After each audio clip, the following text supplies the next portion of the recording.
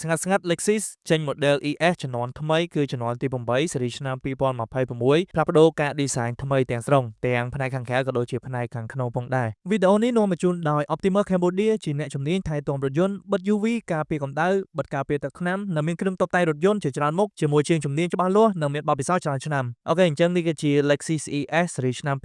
2026ដែលទើបតែបានបង្ហាញខ្លួនជាផ្លូវការនៅឯកម្មវិធី Shanghai Auto Show នៅឯប្រទេសចិនណាហើយពាក់ព័ន្ធជាមួយនឹង ES នេះគឺបានផ្លាស់ប្ដូរថ្មីទាំងស្រុងហ្មងដោយបងប្អូនឃើញអញ្ចឹងទាំងការរចនាផ្នែកខាងក្រៅក៏ដូចជាផ្នែកខាងក្នុងផងដែរហើយយើងមើលទៅគឺកាន់តែទាន់សម័យកាន់តែប្រណិតទៅទៀតហើយអីដែលពិសេសនឹងខ្ញុំចាប់អារម្មណ៍បំផុតនោះគឺ ES ជំនាន់ថ្មីមានទាំងជម្រើសប្រើ Hybrid និងអគ្គិសនីសុទ្ធផងដែរអញ្ចឹងចំពោះឡាន Lexus ES series ឆ្នាំ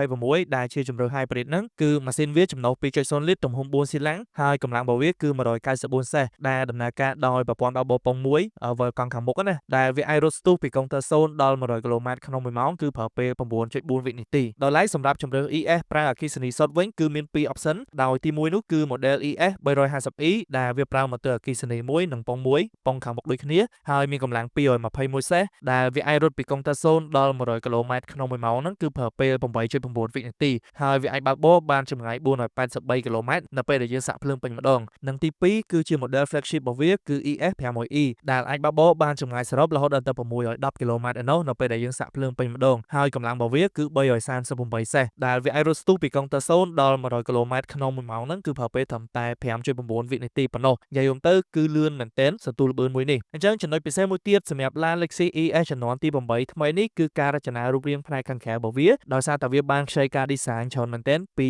model OC ដែលជាឡាន SUV អគ្គិសនីរបស់ Lexus ក៏ដូចជា OX ជំនាន់ថ្មីបូករួមជាមួយនឹងគំរូឡាន Lexus LF ទៀតផងដែលមើលទៅគឺពិតជាតាក់ទាញខ្លាំងមែនទែនហើយដែលសំខាន់នោះគឺ Lexus ES ជំនាន់ថ្មីនេះគឺវាមានប្រវែងទូខ្លួនរហូតដល់ទៅ 5.1 ម៉ែត្រនិងកម្រិតពីកង់មុខទៅកង់ក្រោយហ្នឹងគឺ 2.9 ម៉ែត្រឯណោះដែលធ្វើឲ្យកាប៊ីនខាងក្នុងរបស់វាកាន់តែធំទូលាយមាន space កាន់តែច្រើនផ្ដល់កម្រិតផាសុកភាពកាន់តែខ្ពស់អញ្ចឹងពាក់ព័ន្ធជាមួយនឹងការរចនារូបរាងផ្នែកខាងមុខរបស់វា Lexus នៅតែអត់ចោលទេគឺអំពូល daytime running light ដែល design ជាងដូចគ្រាប់ព្រួញមួយឆ្នូតអញ្ចឹងទៅមើលមកគឺនៅតែ clean ស្អាតមើលមកនៅតែការចេះណាសម្រាប់ Lexus ហើយពាក់ព័ន្ធជាមួយនឹង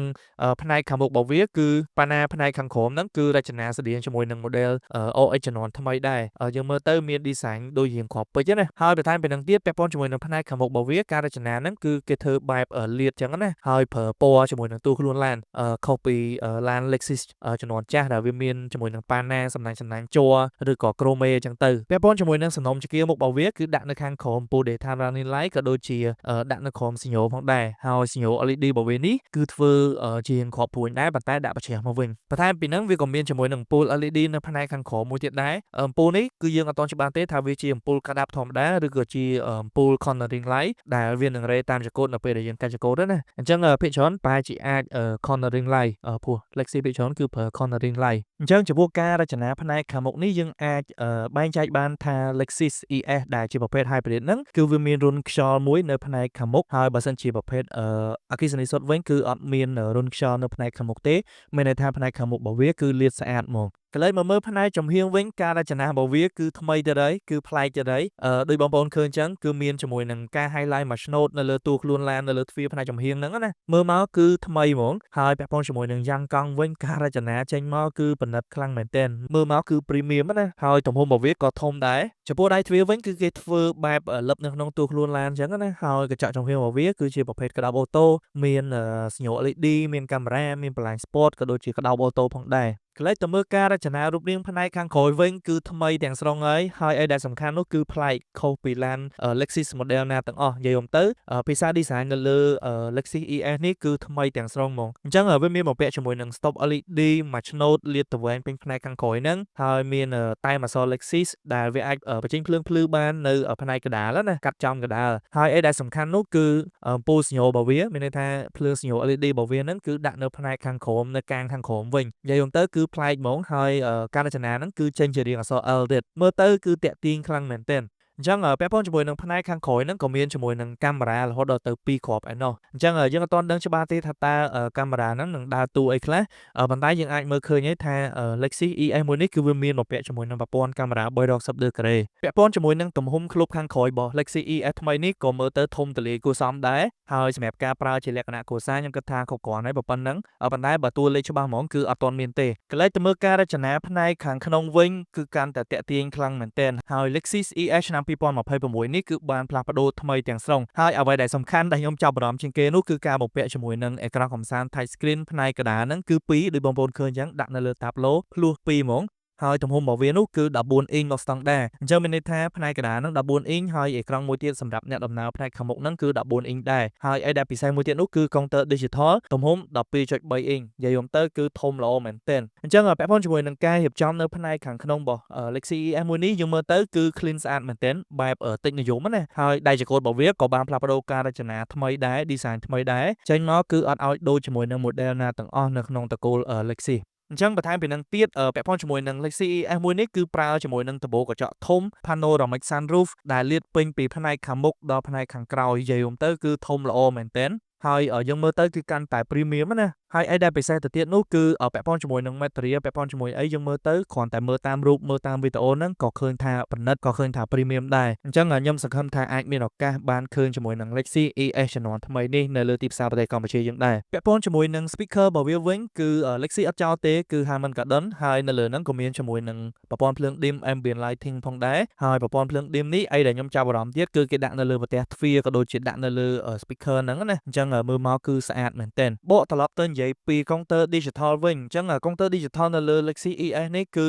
ថ្មីសន្លាងហើយគឺអត់ដូចជាមួយនឹង Lexus ដទៃទៀតទេការរចនាអីហ្នឹងគឺចេញមកគឺស្អាតមែនទែន clean ស្អាតហ្មងហើយនៅលើហ្នឹងក៏វាអាចបង្ហាញជាមួយនឹងមុខងារច្រើនដែរជាពិសេសមុខងារ ADAS ណាអញ្ចឹងមុខងារ ADAS របស់វានៅលើនេះគឺយើងអាចមើលឃើញបានគឺមានជាមួយនឹង Adaptive Cruise Control មានជាមួយនឹងមុខងារចាប់កន្លងផ្លូវក៏ដូចជាជំនួយដៃចង្កូតផងដែរអញ្ចឹងក្រៅពីហ្នឹងប្រកាសជាមានមុខងារជំនួយ ADAS ជាច្រើនផ្សេងទៀតផងដែរសម្រាប់ Lexus ES នេះណាព្រោះដោយសារតែ Lexus ES នេះគឺបើនិយាយទៅគឺផ្ដោតសំខាន់មែនទែនទៅលើពាក់ព័ន្ធជាមួយនឹងបច្ចេកវិទ្យាទំនើបនិង option ជំនាន់ចុងក្រោយហើយប្រកាសជាមានជាមួយនឹងប្រព័ន្ធប្រាំងអូតូក៏ដូចជា Rear Cross Traffic Alert ហើយប្រកាសជាមានជាមួយនឹង option ADAS ទំនើបផ្សេងទៀតផងដែរពាក់ព័ន្ធជាមួយនឹងការរចនាទៅលើដៃចង្កូតនេះដដែលហើយដែលខ្ញុំចាប់អារម្មណ៍មួយទៀតនោះគឺ logo នៅលើដៃចង្កូតដែលជាអក្សរ L ហ្នឹងគឺលែងមានហើយជំនួសមកវិញនៅពាក្យថា Lexus លាតពេញនៅលើដៃចង្កូតហ្នឹងមកនិយាយទៅយើងមើលមកគឺកាន់តែ premium ណាក្រៅពីហ្នឹងដែរបើយើងកន្លែងទៅមើលប្លុកវិទ្យាផ្នែកកណ្ដាលវិញគឺយើងមើលឃើញជាមួយនឹងចង្កេះលេខអេឡិចត្រូនិកដែលការរចនារបស់វាគឺតូចមើលទៅគឺ clean ស្អាតមែនទែនហើយនៅលើហ្នឹងក៏មានជាមួយនឹងកន្លែងសាកថ្មទូរស័ព្ទអត់ប្រើខ្សែ wireless charge មានរុនសាកថ្ម USB-C ក៏ដូចជាមានជាមួយនឹងប្រព័ន្ធប្រាំងដៃអេឡិចត្រូនិកនិងប្រព័ន្ធប្រាំង auto hold ផងដែរចំណុចដែលខ្ញុំចាប់អារម្មណ៍មួយទៀតនោះគឺនៅលើរុនម៉ាស៊ីនត្រជាក់ហ្នឹងមានន័យថានៅលើតាប់ឡូហ្នឹងគឺអត់មានជាមួយនឹងប៊ូតុងចុចបញ្ជាទេគឺគេប្រើជាមួយនឹង touch screen នៅលើតាប់ឡូហ្នឹងផ្ទាល់ហ្មងនិយាយទៅគឺកាន់តែប្រណិតហើយកាន់តែតិចនិយមណាចំពោះកៅអីសម្រាប់អ្នកដំណើរផ្នែកខាងក្រោយវិញដូចខ្ញុំបានបញ្ជាក់អញ្ចឹងថាកាប៊ីនខាងក្នុងរបស់ Lexus ES ជំនាន់ថ្មីនេះគឺមានសភាពធំទូលាយហើយអ្នកអង្គុយខាងក្រោយហ្នឹងក៏មានជាមួយនឹង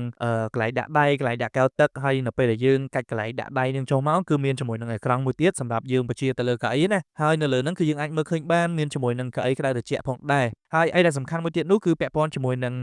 ពណ៌នៅក្នុងកាប៊ីនខាងក្នុងរបស់ Lexus ES នេះគឺមានច្រើនជម្រើសមានចាប់តាំងពីពណ៌ទឹកដោះគោមានពណ៌បៃតងក៏ដូចជាពណ៌ការ៉ុតផងដែរមានច្រើនជម្រើសមើលទៅគឺប្លែកភ្នែកមែនទែនយ៉ាងណាក៏ដោយពាក់ព័ន្ធជាមួយនឹងព័ត៌មានលម្អិតមួយចំនួនទៀតដូចជាថ្ងៃចេញលក់ជាផ្លូវការក៏ដូចជាតម្លៃរបស់ Lexus ES ជំនាន់ថ្មីមួយនេះគឺនៅអត់ទាន់បានប្រកាសទេដូច្នេះហើយយើងមានតែរងចាំមើលតទៅទៀតប៉ុណ្ណោះថាតើ Lexus ES នេះគឺមានតម្លៃប្រមាណហើយសម្រាប់ទីផ្សារប្រទេសកម្ពុជាយើងក៏នៅតែអត់ទាន់ដឹងច្បាស់ដែរថាតើក្រុមហ៊ុន Lexus Cambodia ហ្នឹងយក Lexus ES ជំនាន់ថ្មីនេះយកមកលក់អត់ព្រោះអានេះអញនិយាយបានថាជា product ថ្មីជា model ថ្មីដែលវាបានផ្លាស់ប្ដូរថ្មីទាំងស្រុងហើយ option អីក៏ទំនើបច្រើនពាក់ព័ន្ធជាមួយនឹងការរចនាក៏ថ្មីទាំងស្រុងដែរអញ្ចឹងខ្ញុំបានតែសង្ឃឹមប៉ុណ្ណោះសង្ឃឹមតែបានឃើញនៅលើទីផ្សារប្រទេសកម្ពុជាយើងផងដែរអូខេអញ្ចឹងចំពោះបងប្អូនវិញយកយ៉ាងណាដែរពី Lexus ES Series ឆ្នាំ2026មួយនេះជួយ comment នៅខាងក្រោមផងហើយកុំភ្លេចជួយ share វីដេអូនេះផងអរគុណ